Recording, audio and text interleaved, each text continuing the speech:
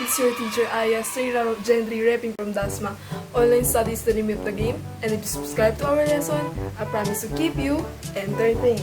Meanwhile, so we will start our lesson in Disciplines and Ideas in the Social Sciences for week number 1, which is entitled Understanding the Domain of Social Sciences. 2 hours First later. question that we are going to answer later in week or module number 1 in DISS, what is social sciences and how it can be studied and understand our society. So let's define first, what is society.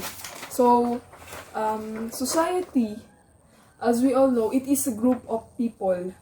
It is a group of people who shared common territory, language, and live for survival. So, society is an important part in studying social sciences. And, paano naman kaya natin ngayon ma-analyze, what is social science? So, nalaman na natin ang society. So, social science, of course, it is all about society, as we defined society earlier. It is solutions. It is all about finding solutions in different social problems, and it is all about human life and how it can be change human behavior. So social sciences, it's a field which concerns with society and human beings. So that's the first definition of social sciences: society, solutions, social problems, human life, and how it can change human behavior. So, let's now move on to the more deeper meaning and definitions of social sciences. One eternity Before later. that, let's have some trivia. So, social sciences can analyze different social issues. So, example natin dito is poverty, politics, and government. So, our current issues, bigyan natin ng example. Those people who are a member or beneficiaries ng PORPIS. What is PORPIS? PORPIS, Pantawid Pamilyang Pilipino program. So, that's PORPIS. That is an example of social issues, na nakalagay po siya sa poverty. So, yung mga mahihirap or poor families can avail PORPIS. So, that's one. The first definition of social science, it involves scientific process. So, sa social sciences, makaka-encounter po kayo dyan ng mga research design, ang ating scientific method. So, sa social science, hindi lang po siya basta sa science, but can be also topic in social sciences as a discipline. It involves scientific process. So, meron po diyang stage by stage. Kung makikita nyo, ayan, observation, question, hypothesis, experimentation, analysis, and conclusion. So, that is the first for the second definition of social science, it inquires social space. So, kung tungkol nga po ito sa society, malamang sa malamang, it involves social space. Kung paano po nag-interact ang mga tao. Social sciences is also concerned with communication, information dissemination, and social responsibility. The third one, social science is connected with human society and human nature. So as we study society, social science, from the word itself, social. So we need communication, interaction, and links to community, human people relationship, and the human nature from genes, to environment, exposure, experiences. Therefore, social science as the study of society, it is the interaction of individuals and groups, and it is concerned with the welfare of humans as members of the sciences. Is also deal with social issues. So sa Philippines, marami tayong social issues. Poverty, population density, education, COVID-19, lalo na po yan, budget, death penalty, territorial disputes, drugs, corruption, charter change, and political dynasty. So, ilan lang po ito sa mga social issues which is magiging example natin sa mga susunod po nating. So, ngayon nalaman nyo na po ang definitions and concept of social sciences. Ngayon, pupunta po tayo sa application. How social sciences can be used in our society or in our daily lives. Natin dyan ang paggawa ng mga batas. So, social science is concerned with political and social issues. So, expect when it comes to legislative laws, no? For example natin dyan, Bayanihan Act, no, Heal as One. No, it is very timely in COVID-19 pandemic. So, presidents, the Senate is responsible for making or amending laws. So, marami po tayong batas. So, social science is concerned with laws. Example natin yan, gender and power. Second one, it is also related to geography, the study, no, of climate change. So, in geography, it deals with different actions related to environmental use. Kasi nga, dealing with human nature and human society. So, meron pa rin yan kahit sa environment when it comes to geography. Third, of course, the preservation of cultural diversity. No, respect traditions, the ancient times, ancient culture, no, which is hanggang ngayon is meron pa rin. So it's also concerned with culture. Next, it is also concerned with migration of Filipino workers. No, hindi lang po siya nakasakop sa environment but also on the contract company, no, in work, jobs, and the ideas of the families and economics of Filipino workers. And it's also concerned with population, how social science affects population when it comes to housing. Nandiyan ang National Housing Authority, Department of Trade and Industry, the DILG, Department of Internal and Local Government, and Department of Trade. So, yan, sa mga daan-daan. Sa mga ilang subject or definition na marami pong nalilito doon dahil akala nila is parehas lang po yun ng social sciences. So, lilinawin po natin yan. So, unahin na po natin dyan ang natural sciences. So, di ba magkawag? Social sciences and natural sciences. So, i-discuss po sa inyo para malinawan nyo ano po ang pagkakaiba ng social sciences at ng natural sciences. First definition of natural sciences, no? Aside from being a science, chemistry, biology, yung mga ganun, it deals with description, prediction, and understanding of phenomena. It is reality. It is using experiments. And natural science, it use empirical method. What is empirical method? Senses, no? Sense of touch, sense of hearing, sense of touching, sense of seeing. So, kailangan po ng ebidensya sa natural sciences. Ganon din naman sa social sciences. It also uses empirical method. Pero to sa natural sciences, no, nakadepende po siya sa time, sa environment. No, ganon din naman ang social sciences. Pero as we go deeper, malalaman niyo ang pagkakaiba nila. So next definition, it aims to discover laws that govern the order of nature. So meron yung example, laws of motion, law of gravity, law of interaction, acceleration, law of motion. So, marami po tayong laws related to natural sciences which is proven and tested. And natural science is concerned with chemistry, biology, and physics. So, malinaw po nating isipin na ang natural science is hiwalay po talaga siya sa social sciences. Ang natural science, it is more on genes, genetics, reality, and it also uses scientific method. Malalaman niyo po mamaya sa dulo kung ano po yung pagkakaiba-iba ng tatlo. Social science, natural science, and humanities. So for now, this will be the concept and definition of some of you, maraming nalilito na pares lang ba ang social sciences and humanities? Kasi nga ang strand nyo, humanities and social sciences. Pero meron po silang pagkakaiba. Pag sinabi po nating humanities, ang focus po nito is more on wisdom. No? The love of wisdom by understanding social realities through reflection.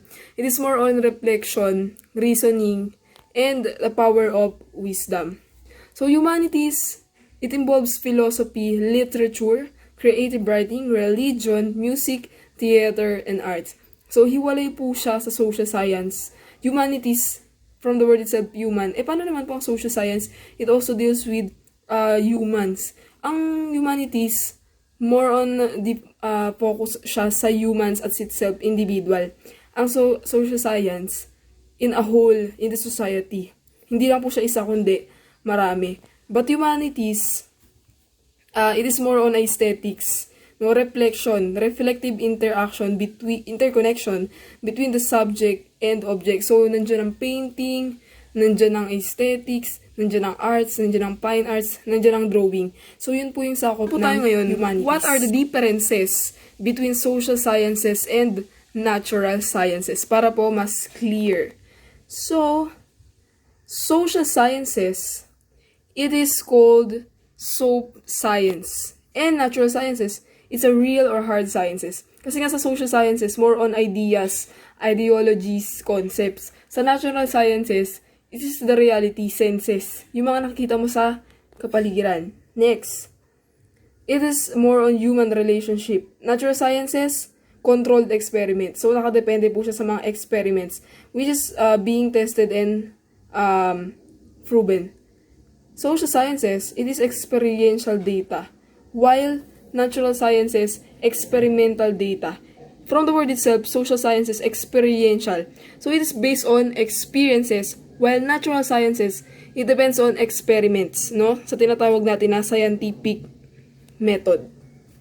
And, social sciences, it is open system, kasi nga maraming ideas, opinions. Natural sciences is a closed system. Ang pinaniniwalaan lang po ito is based on the experiments, the reality of life. While social science, no, it is very broad in the field. And it is all about interaction, while natural science, laboratory. So, chemistry, inventions, so dun yun sa natural sciences. While there are similarities, no, they use both scientific method. So, may process. It is very systematic, and it is close relations. So, sa natural science, when it comes to clinical psychology, clinics, medicines, social sciences, meron din yung sociology. Ganon din po sa natural science. Kasi po, parehas yan, merong study of psychology, human behavior. No? Pagdating po sa medical or clinical aspects. Much Punta later. naman po tayo doon sa scientific method. Kasi nga, social sciences and natural sciences both use scientific method. It is more on techniques, building scientific knowledge. It is more on observations sa pagmamasid sa kapaligiran. Valid. No, kailangan meron tayo ditong evidence. Yun yung pinaka-importante sa scientific method. It is, yun nga sinabi ko, proven and tested by theories. May mga teorya or findings na nakapagpatunay na ito is kapanipaniwala, and it interpret and generalize results. So, malalaman niyo po ang iba't ibang stages ng scientific method. Nung elementary and high school, pinag-aralan na po ito. So, it is also involved with research. So, pagkatapos po matapos ang scientific method, pwede ka nang gumawa ng research. So, meron niya nag-i-investigate, kailangan may reliable resources, in pursuit of advancing knowledge. Ito po ang pahapyaw lang para medyo ma-review natin ang mga stages ng scientific method. Step 1, after mo mag-gather ng information tungkol sa isang problem, you need to ask a questions. Ano po yung sasagutin natin sa scientific method? Ano po yung kailangan na ma-solve? Step 2, hypothesis. So you need, now in your mind, educational guess. No, ano na yung meron ka ng parang hula na sagot sa problem, hypothesis. Step 3, after you know the hypothesis, test it by means of conducting an experiment. So, nandiyan yung experiment.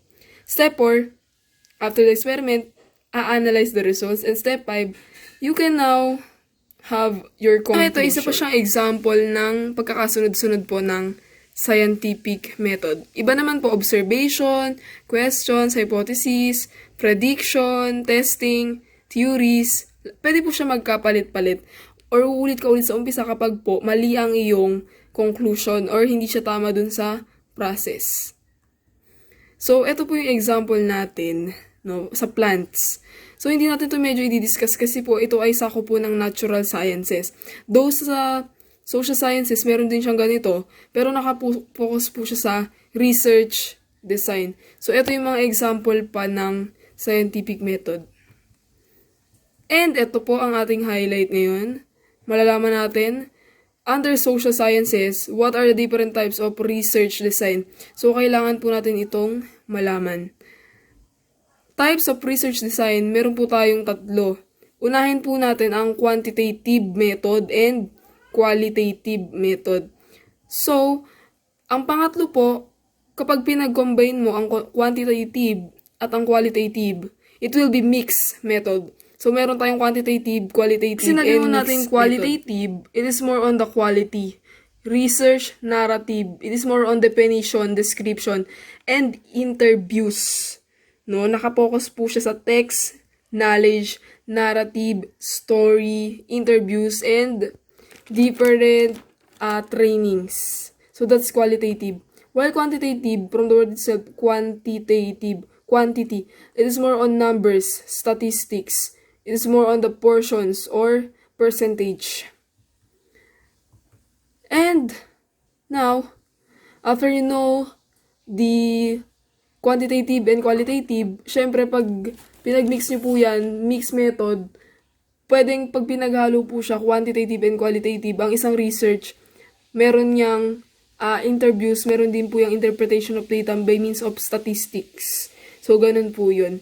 Let's move on to the differences of social sciences and humanities. Kanina nalaman niyo ang pagkakaiba ng natural sciences, ngayon naman ang humanities. So, social sciences, it is statistical also kasi nga meron tayong quantitative method. Predict human behavior and new knowledge, and it is based on factual information. While humanities, hindi po siya gumagamit ng empirical, ng evidence, or ng senses. Hindi rin siya gumagamit ng statistics o ng numbers. Ito po ay more on critical or analytical skills, thinking skills, opinion or debate. No? Kasama nga po dyan wisdom, philosophy, na reveal wisdom. At ang kanilang pagkakapare-pareha, it is based on human experience. So, social sciences, di ba? Experiential data. Humanities, ganun din po. Kasi nga, humanities, it focuses on the individual. And, here's the summary, the differentiation of social sciences, humanities, and natural sciences. Social science, statistical, humanities, wala po siya dun sa dalawa. At natural science, nakabase po siya sa empirical or senses. Ang social science, gumagamit din po siya ng empirical method sa senses. However, humanities, ethics po, nandiyan ang etiquette, study of right and wrong, no? Sa natural science, yun ang sinabi ko, empirical, 5 senses, everyone can verify and use scientific method. Ganon din ang social science na gumagamit ng scientific method. Deals with human behavior. At ang social science, dahil nga sa quantitative, sa interviews, gumagamit yan ng survey. Sa humanities po, yun nga po pansarili po, intuition, feelings, wisdom questions, and aesthetics. So that's the differences between the 3 hours. Dapat mahabain ang ating lesson. It is more on common sense and based on the PowerPoint presentation and konting explanation po natin. Meanwhile, But if you have questions, you can